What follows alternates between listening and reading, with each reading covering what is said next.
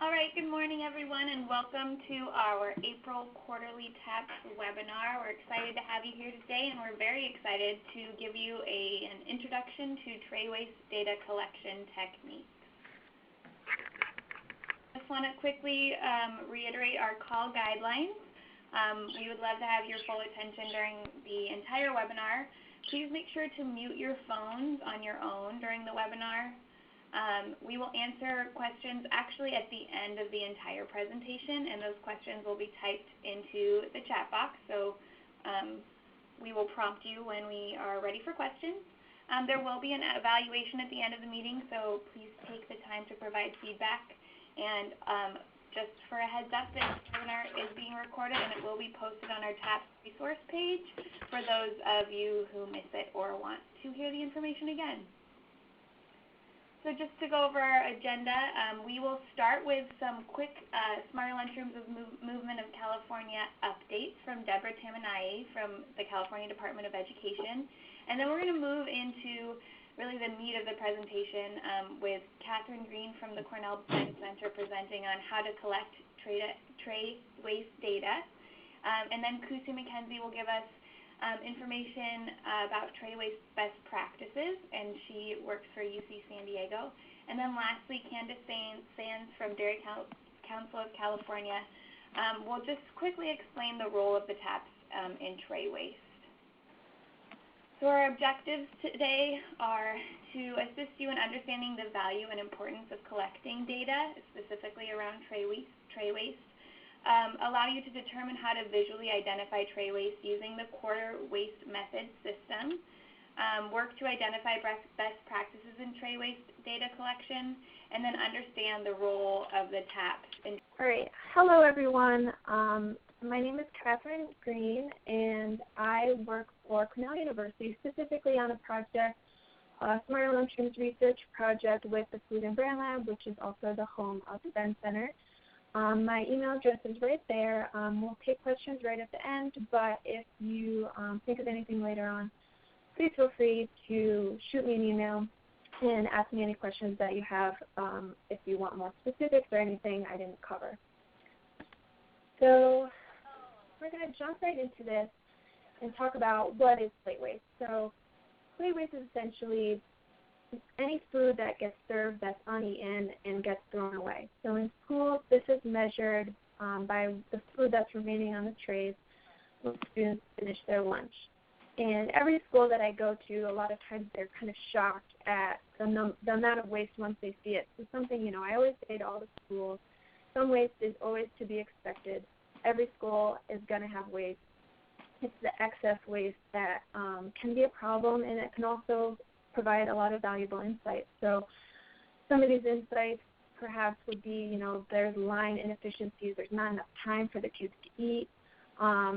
Maybe there's some issues with cost effectiveness, some of the expensive items are getting thrown away, or perhaps some of the food items the kids just don't like. So measuring plate waste can tell us what is getting eaten and what is getting thrown away.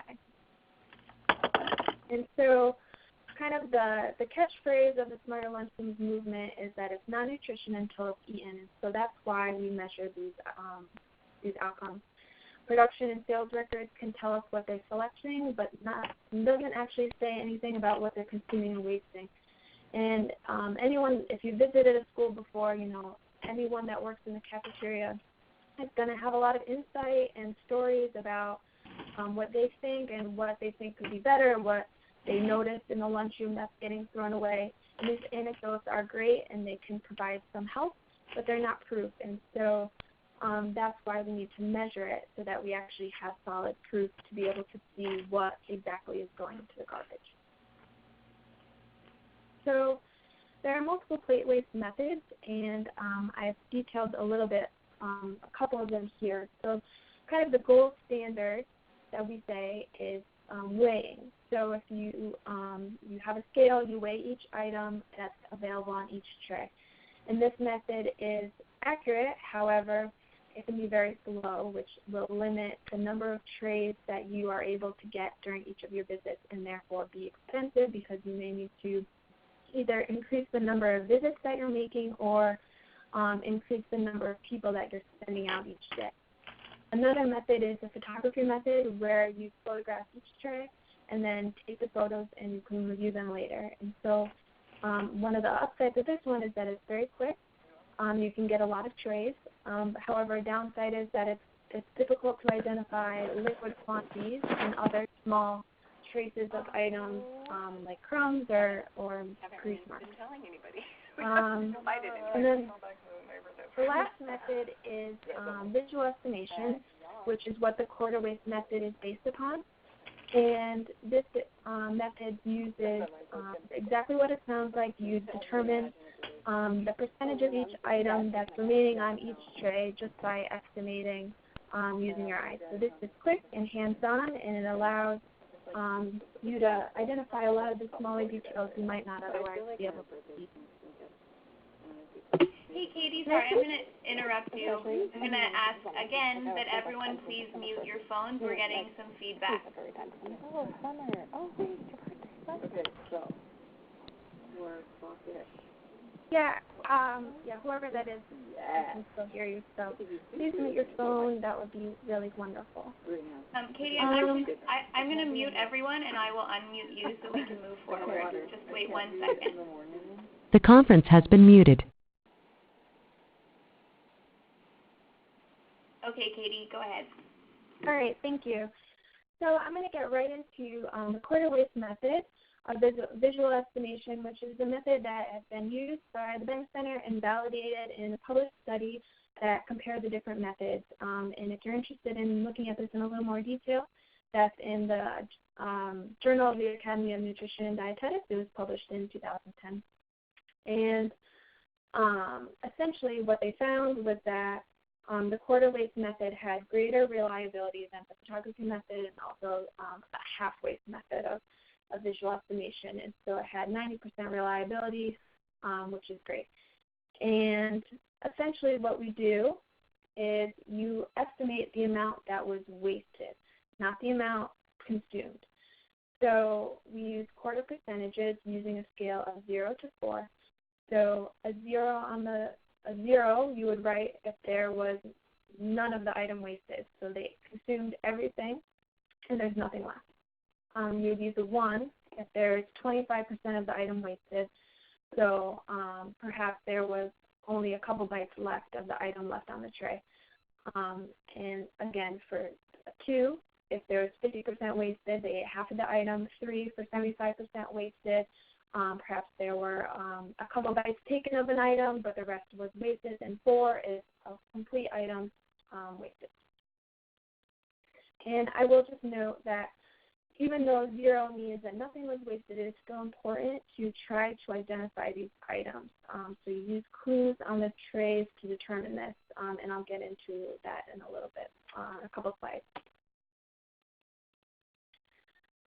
So I've listed out the best practices in understanding that this is not necessarily possible for everyone that's going to try to do this. These are the methods that were used during that study that I had mentioned previously. And so these are primarily best practices for research. So a lot of times for more smaller scale studies or projects, this might not be feasible, but just do the best that you can. And these are our guidelines. So we suggest 4 visits to establish baseline prior to any implementation of Smarter Lunchrooms changes, and 4 visits post-implementation. And the reason for this is that it provides diverse menu items so that you can get a better idea of a broader spectrum of items, and it also kind of accounts for any weird things that might be going on the day of your visit. So maybe there was a school fundraiser one day that you went, maybe a class is having lunch in their classroom or having a pizza party. You want to just be able to go multiple days so you can kind of account for any weird things that happen in schools. And again, these numbers are based on that study I mentioned. However, you want to get as many trays as possible in the lunchroom, and as high a percentage of them as you can. And this is going to be easier or harder depending on the school size. The minimum that we suggest is between 120 and 200, but more is, of course, preferable. If you're in a very small school that doesn't have that many students, then perhaps you can consider adding more days if that's an option for you. And once you're there, what you're going to do is you observe and weigh a serving of each item. So what this does, it allows for you to be able to accurately estimate the percentages. So you see a full item, then you can be able to know what half of that item is going to look like on the other end when it comes to you. It also allows you to be able to identify various clues that are going to be left over on the tray. And I'll talk a little bit about clues. They're helpful for figuring out, especially when items are completely consumed. So a lot of items are going to have little things associated with them, like cold sandwiches will have plastic wrap, hot sandwiches might have foil. You might see a little packet of ketchup or ketchup on the tray, and you can use that to identify there's something that kids put ketchup on, so hamburger, chicken patty, french fries, things like that. Same goes for ranch dip, mayonnaise, more obvious items like fruit peels, and then even those little bakery sheets can be a sign that there was cookies there, baked goods. Other items that you might notice, a lot of times different chicken items, they'll have breadcrumbs associated with them. You might see some crumbs on the tray. You might see sauce from pizza or a meatball sub or pasta, grease or moisture marks. A lot of times they come from bread products like pizza or grilled cheese. A lot of times with fruits and vegetables, they will leave some type of residue. For example, cooked green beans, spinach, broccoli. A lot of times they'll be in some type of liquid. It might be tinted green. There might be little flecks of things in it. Same goes for corn. And a lot of times the fruit liquid tends to be a little bit more syrupy or have little particles of fruit in there. So it's just kind of using your senses to kind of figure out, what was there on that tray. That being said, a lot of items can be determined without having to touch them, while some may need to be explored a little bit more closely. So, for example, there might be food or wrappers that are covering the tray. You might need to kind of pick them apart, and the same with liquids. The best way to figure out a liquid quickly is just pick it up. So you're going to know what a full milk or juice carton feels like, and then it's the easy way to estimate. It's just by lifting it up, you can tell if it's empty, is it half full. And I've just noted there that for the best quality of data, bring some gloves and be ready to kind of dig into it. That's how you're going to get the best quality of information. And so I have a lot of information here for what to do before you get to the first day. So this is based on the assumption that you've already established with a school or food service director that you're going to be doing this in their cafeteria. So things that you're going to want to talk with them about before you get there. First thing would be the number of students or the average daily participation that they have in the lunch program. And the reason you want to know that is you would like to know how much space you're going to need in the cafeteria, how many people you should bring to help, how many data sheets you're going to need to bring with you. The second thing is going to be the availability of tables to set up in the lunchroom to put the trays upon. And this is something we found is a really great way to do this is to set up a table or two in the lunchroom. And this is going to depend on how you're going to set up, and I'll get to that. But you're going to need to know, if there are tables available, who's going to help you set them up? Is it going to be the food service director or the custodian, or are you going to be responsible for that? And so figuring out that before you get there will be very helpful. The next thing you're going to want to know is where are you going to set up your table and your station? And again, who's going to help you do this? A lot of times the custodial staff or lunch monitors or food service directors will be able to help you out with knowing where would be the best place to go, but it's a good idea to know how you're going to set up before you show up the first day. And a lot of this is going to be dependent on whether or not there are plastic trays or disposable trays in the lunchroom. So, for example, plastic trays, that usually means that there's one central location for the trays to be returned, and they also need to be washed. So you need to be particularly careful not to back up the dishwashers, because then you're going to cause inconvenience to them, and that's something you definitely want to avoid. If there are plastic trays with a dish return, you're kind of limited on where you can set up. Essentially, your best bet is just right in front of that dish return. Set it up a table or two in front of that area and pull all the garbage cans behind that table so that students can't kind of circumvent you. They have to bring the trays to the table. If the trays are disposable, that gives you a little bit more options on where you can set up, because generally this means that there are multiple non-centralized garbage cans spread across the lunchroom. However, this also means that there's more frequent garbage switching because the trays take up a lot of space in the garbage. So again, you're going to need to coordinate with the custodial staff to figure out the way that impacts them the least. I will just note that having the custodial staff on your side and not inconveniencing them is going to be very important for working in the schools. They can be very, very helpful, or they can make things a little bit harder if they if they feel like you're giving them a lot of extra work or not, respecting their time. So just some things to keep in mind. Other things you're going to want to figure out before your first day would be the lunch period schedule, primarily so that you know when to show up. You're going to want to know the length of each lunch period, the number of each lunch period, and when they start and end. You're also going to want to gather information on the menus so that you can create data sheets ahead of your visit. So these are generally found online. However, if you're thinking ahead and for an upcoming month, you might reach out to the food service director and see if they've already created a menu or at least have some type of idea of what they're going to have on those days. You can also ask about common items that are not listed on the menu, such as a la carte items. And then a lot of times fruits are not specifically listed on the menu because they tend to change. So make sure you leave space for those and leave blank rows for additional items. Lastly, I will note a lot of schools, particularly in New York, I'm not sure if they do this as much in California, but they use sharing tables where full unopened items can be put in an area and students can pick them up for extras. And this is great, and we don't want to discourage this. However, you kind of need to come up with an alternative for the shared table because if someone is putting an item on that sharing table, essentially they're wasting a full item.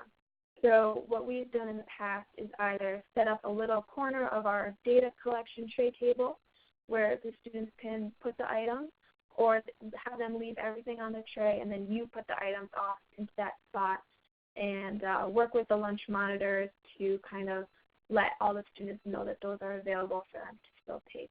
That way you're still able to count it, and then you're not, students are still able to take those items if they would like them. Another thing that may or may not be important depending on the school is to figure out if there's any recycling situations at the school. So some schools have separate areas for recycling and compost, and this will require working with the schools to figure out the best way to approach this. So having them either change the way that they do it for the days that you're going to be there, or incorporate this into your data collection procedures. Have the students leave everything on the trays, and then you work to recycle all the items. So in this particular situation, that might require additional help in hand. And then lastly, with salad bars, it is difficult to figure out a lot of times the waste situation because most of the time there's non-standard servings of each item. Previously, the Benn Center has only measured collection using the production records, not really doing anything with the waste for salad bars. You'll also want to know, is there an outdoor option or recess option for students in lunch? If they're able to be indoors and outdoors, this might require additional manpower and or tray collection stations. And, are you going to need additional help? So depending on the school setup and the school size, you may need additional hands to be able to handle the trays, to write down the measurements, or to even man separate stations. So if you think you might need extra help, it is best to start thinking about this early because from my experience, it always takes much longer than you would anticipate to kind of recruit people for for help. And this is another item I should have put on a slide, but I did not. But make sure that you coordinate with the school and the food service director to let them know when you're going to be coming for your visit. You know, nobody likes an unexpected visitor, especially if they have a clipboard in their hand. So make sure that they all know when you're coming. Plan to avoid, check the school calendar to make sure you're not going on a half day, on a holiday, or on state testing days, because all of those things could impact the lunch period. And then a couple of notes on recruiting extra help is that college students can be great resources, especially dietetic interns or students in the nutrition field. So, kind of identify local colleges or universities that are around you. If you already have contacts there, that's great. If you don't, contact an internship coordinator, a volunteer coordinator, or a professor that maybe their subject matter associates closely with this type of thing or nutrition, and have them disseminate information to students. And then what I found is that I kind of had one professor that was a big champion of the project, and she was very enthusiastic about getting her students involved. So if you can even just get one person that will help you recruit people, that can be a great help, especially if you just need an extra set of hands. And what I've found is that it's really helpful and encourages volunteers if you can provide them with something. So it can be something very simple like a letter of appreciation or a certificate, especially for students in the dietetic program. They can put those in their professional portfolio, so those are always great for them to have. Other people that you can try to recruit for extra help could be parents as well. So look into the PTAs at the schools, and make sure that you're getting permission from the schools before you bring these people in. On the day of, things to bring would be clipboard or clipboards, depending on how many people you're having with you, the proper number of data sheets, and so you use the number of the average participation number to estimate the quantity of data sheets that you'll need. So, for example, our data sheets have space for 12 columns, so you would just divide the number of students by the number of columns.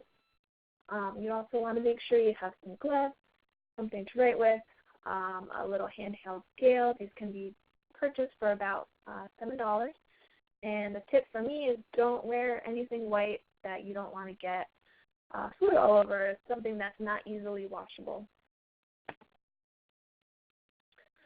So on day up, some things to keep in mind is that you really want to get there early. You want to give yourself enough time to get everything set up, so I would suggest about a half hour so you can get your data station all set up, make sure you're coordinating with the custodians, any of the cafeteria staff that you need to. You can weigh the items, and you can figure out all of the logistics. That will give you enough time to go through the line and add any unlisted or change menu items to the data sheet. And then also will give you time to work with the school staff, such as the lunch monitor, to inform the students on the procedure for the day. And I found that, giving the lunch monitors some words to say at the beginning of the lunch period so they can make an announcement, that works really well. That way you avoid a lot of confusion.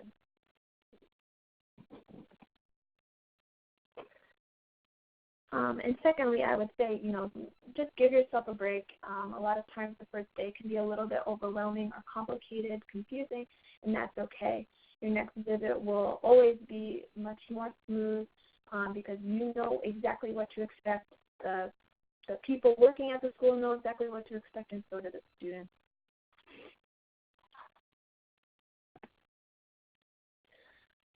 And so naturally, students are going to be curious about what exactly you're doing in their lunchroom, looking at their garbage. So they might ask, what are you doing? Like, why are you here?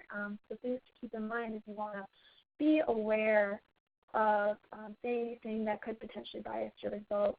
At the end of the day, whether or not them knowing what you're doing will affect your results is kind of an unknown, but you just want to be as vague as possible. So announcing what you're what they're going to need to be doing at the beginning of the lunch period by someone that works in the school and has authority in the school generally helps to avoid the questions and confusion. And, if the students, when they're bringing you their trays, they do have questions, I found that brief and simple responses tend to definitely go a long way. So, very vague statements, I'm doing a survey, I'm looking at the garbage, I'm just collecting information. A lot of times that will kind of appease the students. Essentially, you want to avoid saying, I'm here doing a research project, because, that can bias your results. And, the teachers and monitors, they can help you a lot in many different ways, but sometimes by even giving them too much information, they can kind of sabotage you. For example, I once had a teacher say, make this big announcement at the beginning of class time and what to do, and then say, yeah, because they're just doing a research project. They want to see what healthy foods you throw out and what unhealthy stuff you're eating, and obviously that's not helpful. And so kind of, being very vague in general is more ideal. Some information about our data sheet is we've created a template that I believe will be provided at the end or by Candace or Marianne. And so we have this template, or you can create your own. When you're completing this sheet, I'll show you an example in one more slide.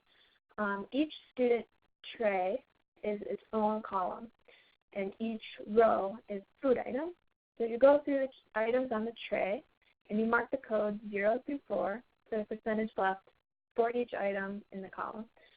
So when you're completed with the tray, you dump the contents and move on to the next column, and you repeat. So I'll move on to an example of a tray. And so as you see, each food item is its own row, and each student is a number 1 through 12 on the sheet. And so you would just go through column 1. If they had breadsticks, mozzarella cheese, any fruits and vegetables, you would mark that all in column 1, and then you would dump the tray and move on to column 2. And here's another example of a filled out tray. So you can see the weights are in that very first column. And then in column number 1 for student number 1, you can see that there's a 2 for the row of cheese pizza. So they had half the cheese pizza was wasted. And then down a little further, there's a 1 in the column next to fun lunch vegetables. So that means that 25% of that item was wasted. And now the next couple of slides are some photos of lunchrooms set up. So this is a lunchroom that had disposable trays, and so it didn't need to be in front of a dishwasher or anything. We took all the all the garbage cans and put them behind the table and set it up. So that was enough table space to be able to get 100% of the trays for each lunch period. And you might be able to see on the sides of the table there that there's 2 cans to the edges, and those were for students who brought their lunch from home, because in our particular study, we're only interested in students who purchased the lunch. So you want to avoid making a traffic jam when the students come up with their trays and students who brought their own stuff are all trying to throw away at the same time. So you want to kind of provide an option for those students. So this is another example of a setup, and this is a case where there was a centralized return with plastic trays that had to be washed. So we're set up in front of the dishwasher. And you'll see that some of the trays are stacked on top of each other, but it's very neat. We had the students place their trays and had, very organized fashion. This avoids, having, a huge stack of trays that can see a possibility of falling over and making a mess. So what we did here is you instruct the students where exactly to put the trays, and keeping them organized kind of prevents the students from seeing a big messy table and just tossing their tray on the table. And you want to avoid making a mess as much as possible. And lastly, here's an example of what I would consider a little bit of a mess. again, going back to what I was saying earlier, if this is what your first day looks like, that's fine. I think this is the first day of somebody at this particular school. This might be how your first day looks. The next day might look more like my previous slide. So once you learn, the flow of the lunch, you'll be able to manage the trays a little bit better. And so once you get to this point and you're at the risk of making a mess, I always tell the students to just start dumping the trays themselves and just salvage what you already have on the table and get caught up until you have more space. Because it's always possible that you can return to the school to get more data, but if you create a huge tray tower and it falls over and makes a humongous mess and everyone is mad at you, then they might not be as interested in letting you come back the next time. So, a lot of times my priority is making sure I do not inconvenience anyone in the actual cafeteria, so any of the dishwashers, the people on the line, and try my very best not to inconvenience any of the custodians either. So I have some examples of trays for us to practice with. And so obviously this is kind of a combination of the corridor waste method and the photography method because they're photos. But we'll do our best to be able to estimate what items, how much of each item are left on the tray. So I'm going to start a poll actually. And we're going to see and ask everyone to respond and see how we do. So take a look at this photo because I think when I ask you to respond, the photo will go away. So look at each item on this tray and try to estimate how much of each item is left. So we see there's a bowl of soup, there's a grilled cheese sandwich, there was a carton of juice, and a carton of milk.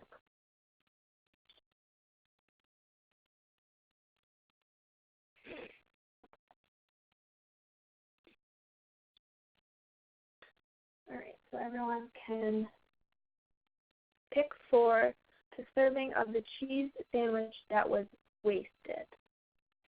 I'll give everyone a couple more seconds to get their answer in. Okay. All right, so most people said it was a 1, and a couple people said it was a 0. And so this is kind of a question where it's up to your best judgment because the cheese sandwich is mostly gone. You could say that there's a couple bites left, but then also it's just a crust. So it is a 1, but if you said it was a 0, that is not necessarily wrong. So this is kind of an example of how things can be a little bit fluid and you're using your best judgment. As long as you're being consistent with your observations, then that is the key. So we'll go to the next example. So again, take a look at the items on here. We've got a soup, a juice, a cheese sandwich, a milk, and a fruit pack. All right? And we want to know the servings of carton of juice that were wasted.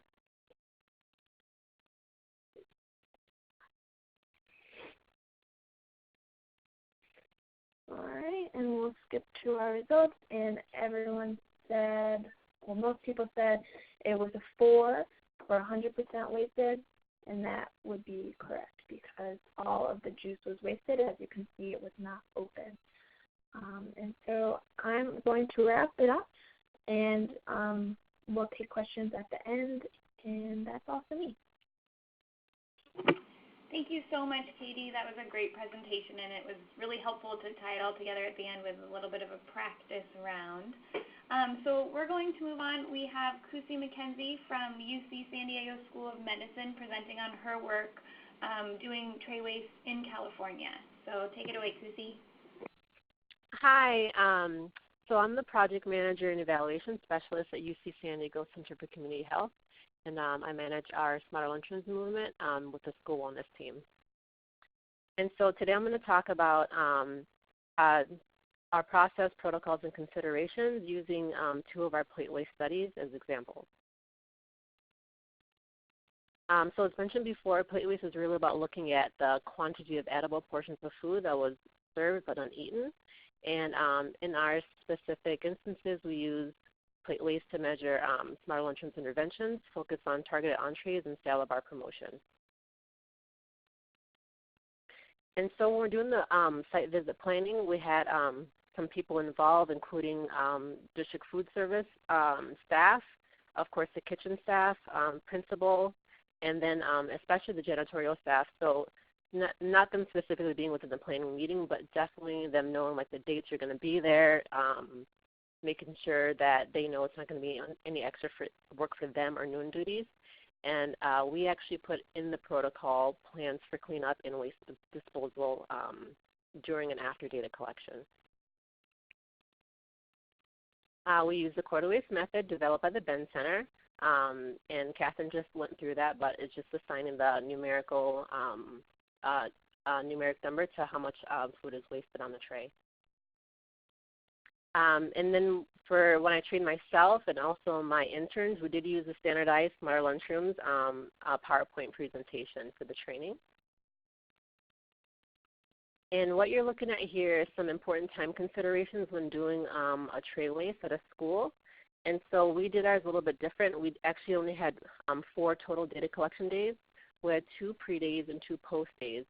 And you can see even before you go on site, there's some planning involved. So I have on there like the database creation, site assessment, developing your protocol, and training your interns if you are having extra help. And then on the day of, consider travel time to get to and from your school, the actual lunch observation, setting up and cleaning up. And then post observation is like your data analysis. So I'll show you later how the spreadsheet that we use, but there was some data entry that had to be done to take the information from the spreadsheet to put it in the actual Excel spreadsheet. And then time for analysis, creating your report, and then totally optional if you want to create an infographic for your information for dissemination to like students or staff, teachers. And also want to mention that our pre and post days were scheduled around the school rotation, which is usually between 4 to 6 weeks for the menu rotation. So I'm just going to go over some protocols specific to one of the schools. So for school number 1, we had a team of 3 data collectors. We were actually able to code 100% of trays. Like Catherine said before, you know, you want a minimum of 150 to 200 trays, but we're able to do 100% of the trays, which is pretty cool. We did not code any pre-K or kindergarten trays because their eating schedule is a bit different. However, it was great to have their trays because we used some of those trays for practice. As I said before, we train using the Smarter Lunchrooms PowerPoint presentation. But what was great about having these kindergarten trays is that our team was able to individually look at, you know, the kindergarten trays, code it, and then we came back together to decide, you know, on specific waste numbers. So it was nice to kind of calibrate everybody. Does that bread crust count as 1 or 0, things like that. And so you're thinking specifically about what's served that day. We double-check the service line and the salad bar to make sure what we have on our spreadsheet is matched up to actually what's being served. And there's always some changes, so we just had to cross some things out or change it. Or like Catherine said, make sure you have some blank spaces where you can fill in extra items that popped up on the day of. And so I'm going to show you what this setup looks like. So at this specific school, they had a really large eating area, which allowed us to actually have the students just get up and leave their trays on the table. Because they ate 1 grade at a time, an entire grade would take about half the eating area. And so 5 minutes before the end of the lunch period, the noon duty or myself would make an announcement for the students to leave their trays on the table. And then the 3 data collectors went in, coded their trays, cleaned up, wiped the tables, picked up everything off the ground. And the nice thing about this setup is that if we weren't done coding and cleaning up, the next grade coming in to eat could sit on the clean half of the seating area. So we had the flexibility to rotate the students in the seating area.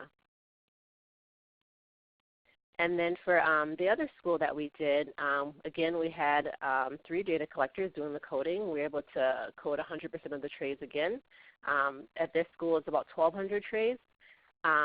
Even though they had the same amount of students as school number 1, they had a lower participation in free reduced price meals.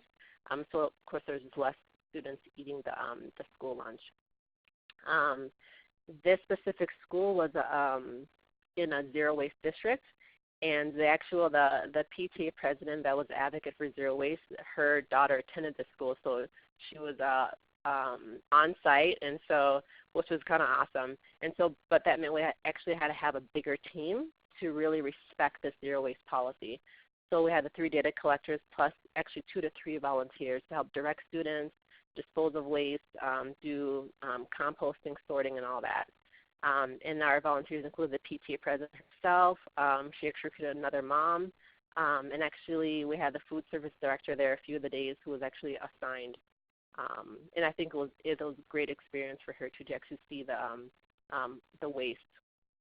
And then, so in this school, students were directed to actually bring their trays to us. So this is the eating area. You see there's an inside and outside, but all the students ate inside. And so this area can only accommodate one group at a time.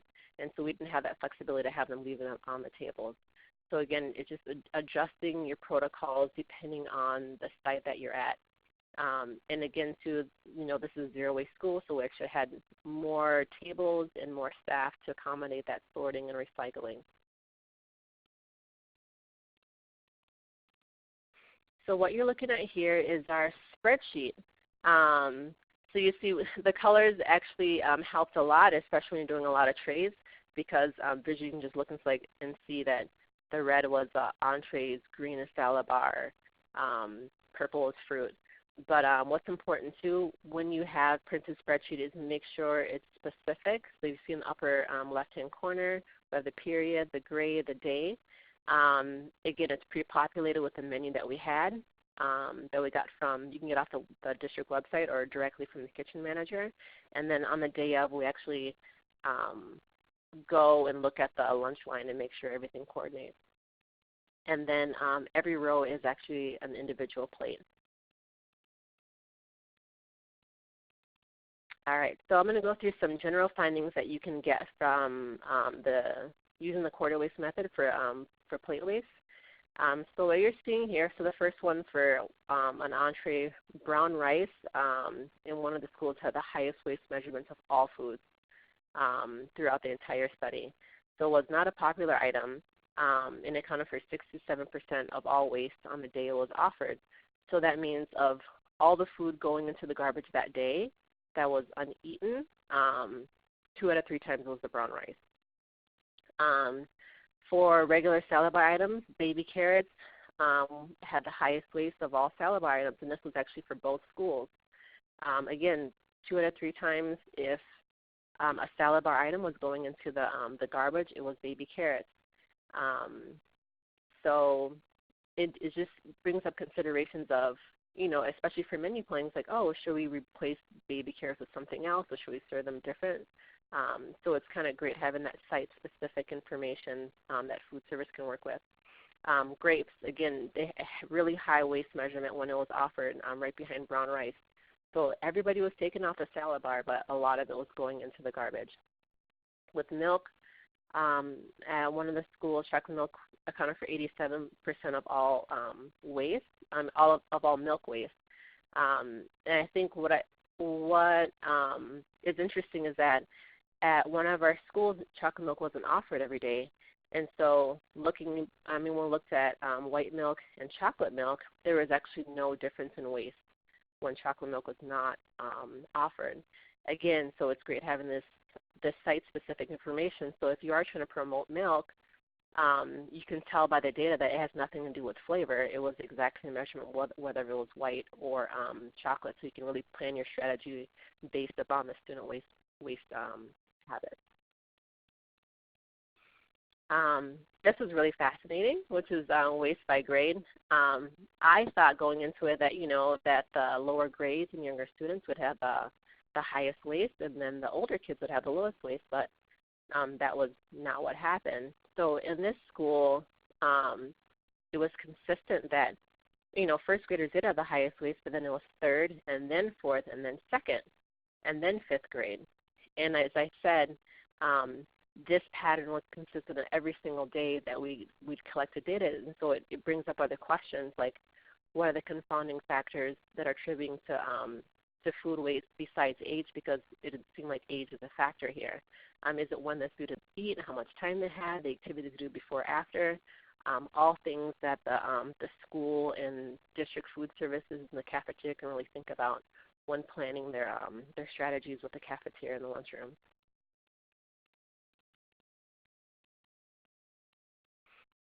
Okay, some of the limitations.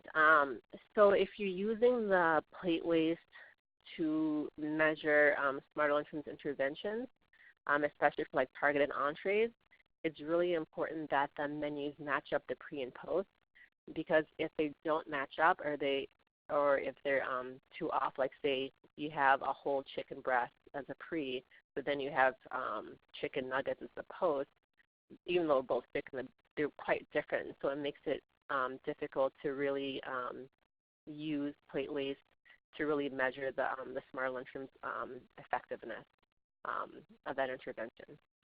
And so get as similar as possible if it can be exact.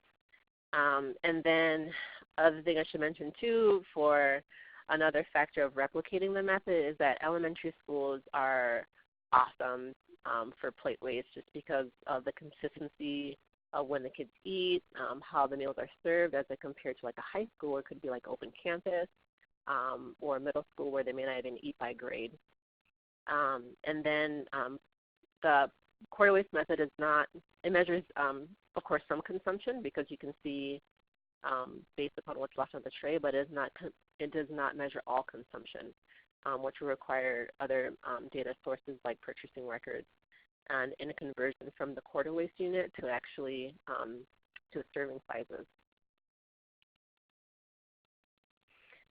Some of the benefits is it gives detailed insight about student eating behavior, which is very site specific to that school, which is awesome, and it's very useful for planning and potential cost savings. So, like Catherine said, if the cafeteria and district food service are seeing that a really expensive item is being the most wasted, they can start doing other strategies like, hey, kids love this less expensive item, which has actually a higher nutrition density. So excellent for planning for that specific school. It also can be used to help measure change in waste for other interventions. So if a school is testing out longer lunch periods, or if the kids are actually learning nutrition education in the classroom, I know for the zero waste school, they actually bring that to the classroom and talk about waste. I think the quarter waste method and plate waste can be excellent for trying to measure changes pre and post other interventions. And also, plate waste is primarily used for evaluation, but again, it's great for also planning other Smarter Lunchrooms interventions, especially if a school is planning interventions, once or twice a year, so they can, make plans for year 2 and year 3 and year 4. And then so after a plate waste, best thing to do is do a formal debriefing. So you can go over, what your findings were with those involved in the planning process. Present your findings in a creative way that can be shared with the schools and parents. The percentages that you can get from the quarters method are great and very useful for school service, for nutrition services staff. But if you, really want to get out there to students, I think it might be good to get a bit creative with how you're presenting the information. And then the schools can use them to strategize, what actions they want to do based upon the findings. And then finally, here's a couple of photos. In the top photo, you can see towards the back there is actually the PTA president, who really helped us, actually on all days of the plate waste study myself. And then we had 2 awesome interns from San Diego State University. And then closest is a parent. And then the bottom photo just says coding some trays. And that's it for me.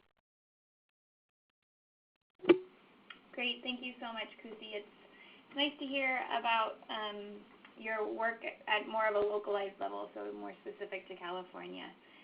We're going to move on and have Candace from Dairy Council of California give a quick presentation on tools and resources around tray waste. So Candace, take it away.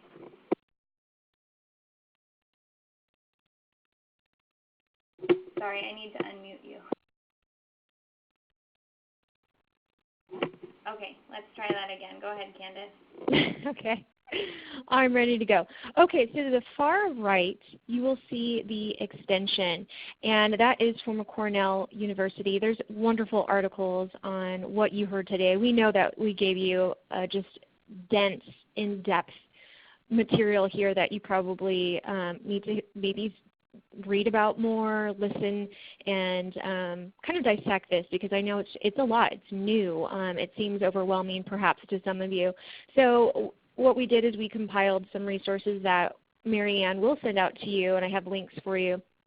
But what I have here for you is on the top right. So the articles from Cornell, we have links to. Right smack dab in the middle is the No Time to Train April workshop, which is on what Katie and Kusi, but mostly Katie kind of shared with you about what do the trays look like. They give you practice samples. This is something that you can refer to and look at, and it breaks it down really nicely. So that's on the No Time to Train. If you have not downloaded that or have that, I would highly recommend it. That's a wonderful TAP resource, or if you're within the district and wanting to use this, is a fabulous resource to use. And then to the far left, we have Organizing a Tray Waste Study Team, and that's on YouTube. That's with Erin Sharp from Cornell University, kind of sharing with you what both Katie and Kusi were kind of sharing about. How do you just compile your team together? What does that look like?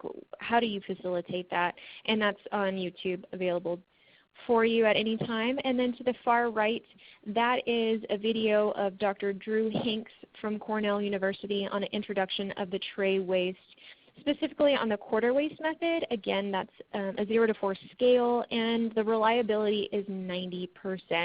So if you're going to go out there and get really intimate with trash, we wanted to provide you something with a reliability of 90%.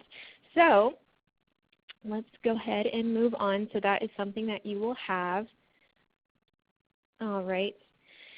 A lot of the taps that are on the phone, I know there's a various amount of you on this, and so we wanted to kind of target our technical advising professionals. And I think the question always is what am I supposed to do with this information when I go out in the field? How is this pertaining to me? Some of you are going to be working out in school districts that have been asking you or wanting tray waste support. And so again, our role as technical advising professionals is just that. We're technically assisting, providing, inspiring, and providing resources like the videos that I shared with you in the previous video. Again, getting a breath from Katie and Kusi's presentation of what that might look like, and just kind of presenting who's going to be on our team, who's going to, and it's not for you to have to do that. It is up to you whether or not you want to take that on a further level. But again, we're here to inspire, encourage, and provide resources. And that looks a little bit different for everyone else. We're going to move on to questions. So let's go ahead and just start off with Katie. Is there any of you that have questions for Katie from Cornell? She has been the expert over there in just, she is one with trash. She knows how to navigate through all of that. So do you have any questions regarding the weighing the trash, the quarter waste method overall? Do you have questions regarding the scale or the data collection?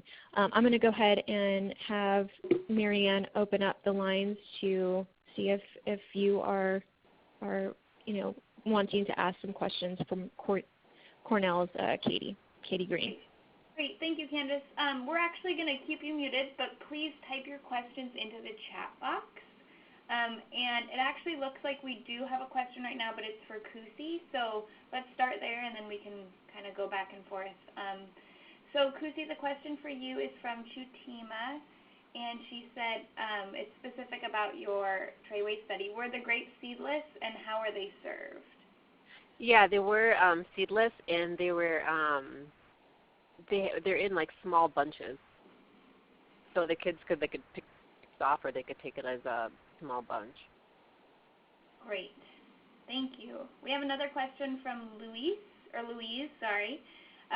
Which resource works best? The food items across the top or down the side? We saw examples of both.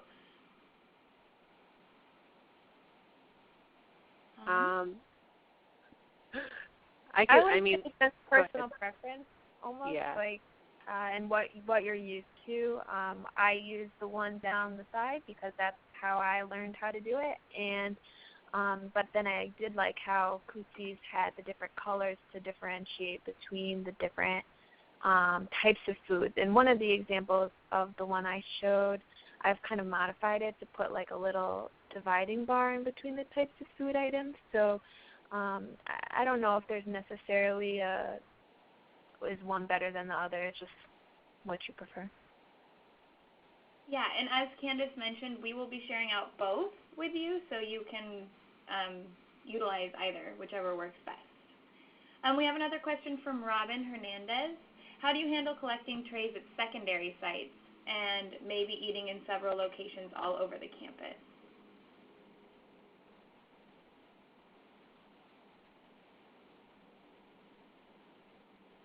I guess I'm not familiar with what you mean. Do you mean like students that can take their food and move away to somewhere else? I think it's more specific to like multiple serving lines.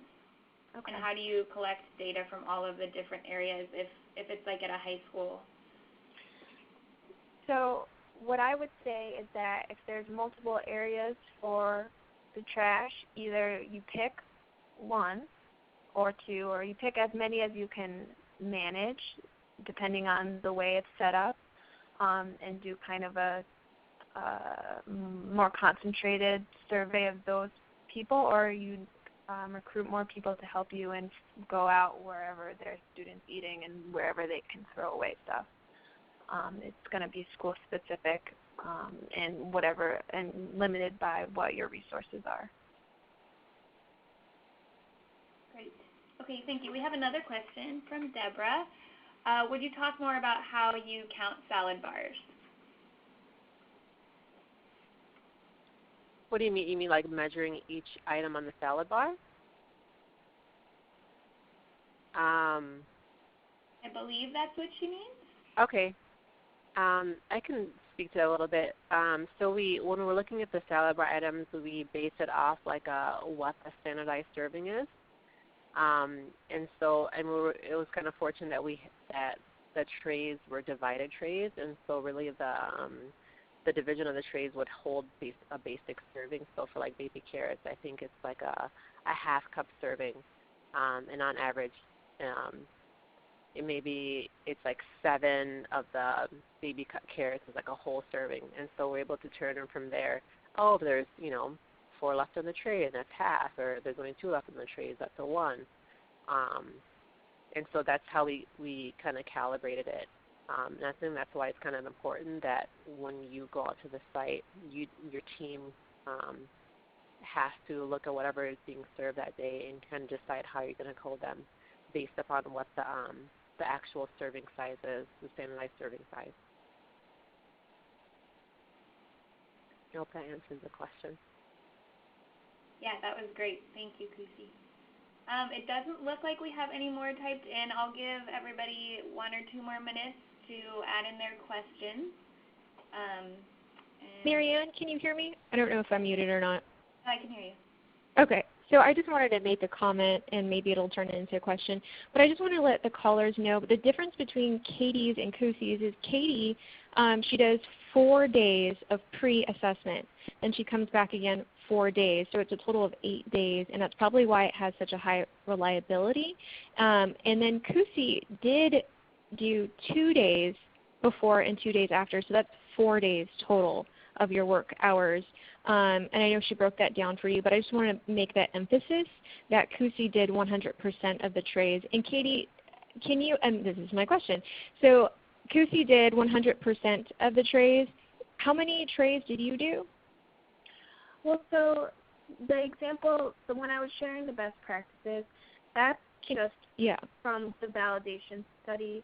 And they did 100% for that day. I can't recall exactly the number of trays that ended up being, but essentially when I have gone to the schools, we do anywhere between 4 to 6 visits pre and post. It just depends on the numbers we're able to get, and depending on the school setup. Some of the schools we've been able to get 100%, and then we don't have to go as many times. Other schools, you are not able to get as high of a percentage, and so we've added more days to kind of compensate for that. I see. So Okay, that's helpful. Flexible. Great. We have another question from Abby, and it says, how do you take the amount by students into account? For example, when you had 87% of milk waste was chocolate milk, did you account for what percent of milk taken was chocolate milk? So that's questions for Kusi. Yeah, definitely. I think that's one of the advantages of measuring milk because it comes in a container, and so even if all of it's consumed, you still can mark a 0 for it. And so that's how we got the measurement, because we're able to from taking all milk measured, and that's how we got the 87%, because you actually can count every single carton of milk, whether it's wasted, totally consumed or not consumed.